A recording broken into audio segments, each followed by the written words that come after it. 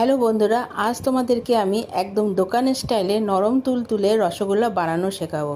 দেখে নাও আমি এটা কিভাবে বানালাম। প্রথমে আমি 1 লিটার দুধ নিয়ে নিয়েছি। 1 লিটার দুধকে আমি ভালো মতন জাল দিয়ে নেব। যখন দুধটা পুরো ফুটে উঠবে তখন আমি গ্যাসটা অফ করে দেবো। এবার আমি 2 চামচ ভিনিগারের সাথে 2 চামচ জল মিশিয়ে নেব। তোমরা কিন্তু ডাইরেক্ট ভিনিগারটা দুধের মধ্যে দেবে না, তার মধ্যে সামান্য জল মিশিয়ে নেবে।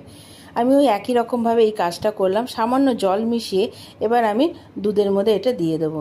কিছুক্ষণ পরে দেখো দুধটা কেমন কেটে ছানা হয়ে গেছে। দেখো নাড়াচাড়া দিয়ে দেখাচ্ছি, দেখো দুধটা কেমন ছানা হয়ে গেছে। এবার জলের থেকে ছানাটাকে আমি আলাদা করে নেব।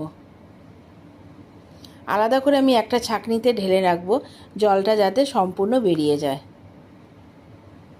এভাবে রাখলেই জলটা বেরিয়ে যাবে। ছানাটা কিন্তু পুরো শুকিয়ে নিলে হবে না, একটু যেন জল জল ভাব থাকে।